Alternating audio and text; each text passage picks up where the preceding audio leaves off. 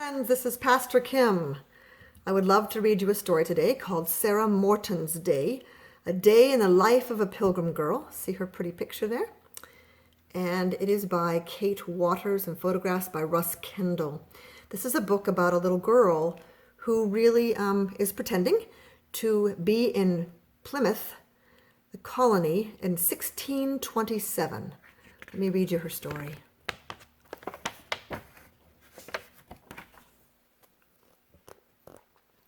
Good day. My name is Sarah Morton. My family sailed to America 4 years ago in a ship called the Anne. We came to seek freedom from the Church of England. First, my family settled in Holland, where I was born. Life in Holland was hard for us, so we set sail for the New World. My father died that first winter. This spring, Mother married Goodman Kempton. I am learning to call him father, and am trying hard to earn his love. Come thee with me. Let me show you thee how my days are.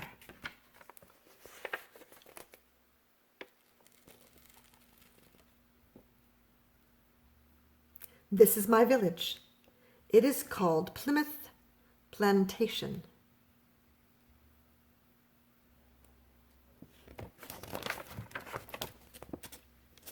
At sunup, when the cockerel crows, I must get up and be about my chores. But first I have to put on my overgarments. There's my petticoat and my stockings, my garters, they have to be tied on, another petticoat, another petticoat, my waistcoat, you might call it a jacket. Then my coif, my cap, and then my apron, and then I must tie on my pocket so I can put my things in my pocket. And then, of course, I add my shoes. And then I take my bedding and I roll it into a corner of the room.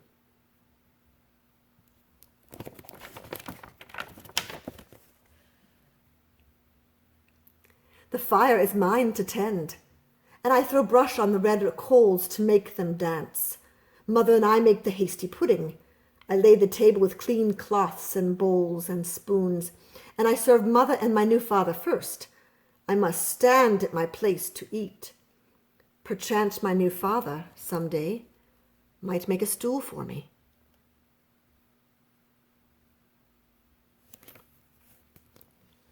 With the table scraps I have collected, I go out to feed the chickens. Uh-oh, because I've forgotten to latch the pen, I must run our hens a game of chase.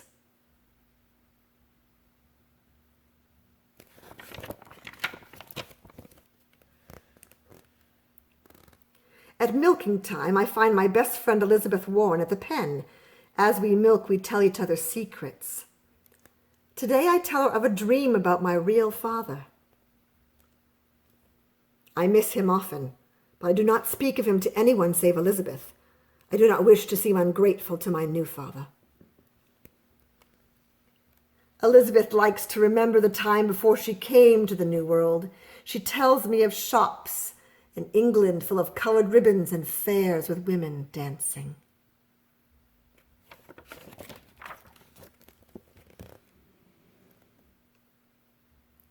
After milking, I muck the garden to make it rich for planting next spring.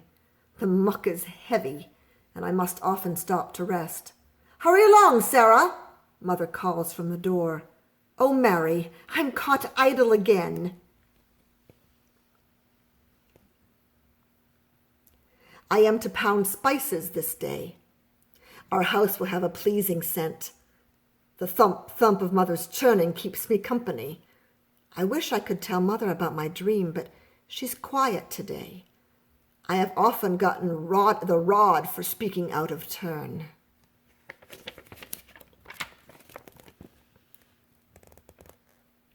Next, Mother and I prepare the midday meal. It'll be cornbread.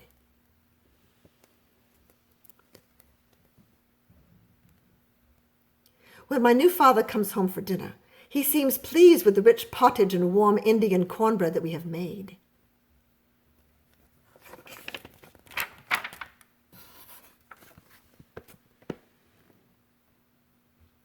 After dinner, it's time for my favorite task. I draw vinegar to polish the brass, and if I'm patient and rub the salt and vinegar slowly, the kettle will truly shine. All of a sudden, I hear a warning shot from the meeting house on the hill. It means a ship has been sighted. Perchance we will have some visitors on tomorrow's tide. I pray that they won't be people who wish us harm.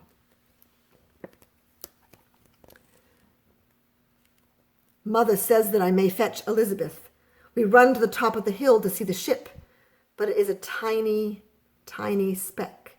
I dare not wait to see more. It's time for my lessons.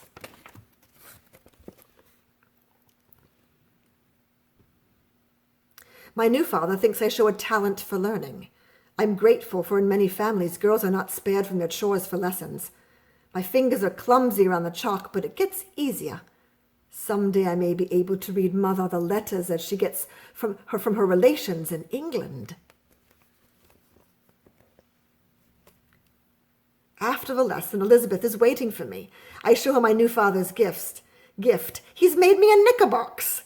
Elizabeth and I take turns shooting. We keep score with scratches in the sand, and today my marbles go through the arches more truly. Hers bounce back to her. I'm winning, but the sun is beginning to lower, and I must get back to my chores.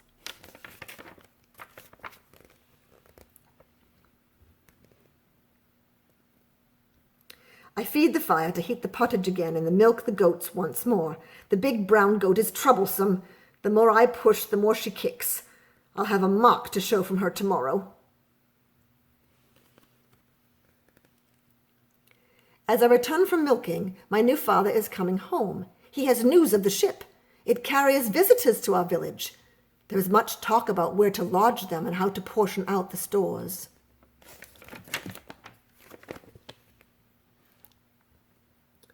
After we have eaten, my new father quizzes me on my verses. I've been learning this one by heart since last Sabbath. It has words to turn my tongue into a knot. Psalm 100, a psalm for confession. Shout ye triumphantly to Jehovah all the earth. Serve ye Jehovah with gladness. Come before him with singing joy. Know ye that Jehovah, he is God. He made us, and not we, his people and his sheep of the pasture. Enter his gates with confession, his courts with praise. Confess ye to him, bless ye his name. For Jehovah is good, his mercy is forever, and his faith unto generation and generation. That evening father is pleased with my learning. He hugs me with pride. Perchance he does like having a daughter. Mother calls for me. We set off for the spring to fetch water for tomorrow. We look out to see the ship. Perchance Mother will have letters and a bolt of new cloth tomorrow. Now there is a time for quiet conversing, and Mother speaks first. She asks how I'm liking my new father. I can truthfully say that I am becoming fond of him. It has been many months since I have seen Mother seem so glad. The air gets chill as we fill our buckets, and it's getting towards sundown. The village quiets as we turn homeward. Father and Mother talk in the candlelight, and I bid them good night. I get my bedding ready from the chest and put my overgarments in the chest. Though I am almost grown, I tell the day's events to my puppet. I tell her about the ship in the harbor, winning knickers from Elizabeth and my dream. And best of all, I tell of my new father's pride in my learning. It has been a fine day. I say my prayers and thank God for his bounty. Fare thee well. God be with thee. Sarah Morton's Day, a day in the life of a Pilgrim child.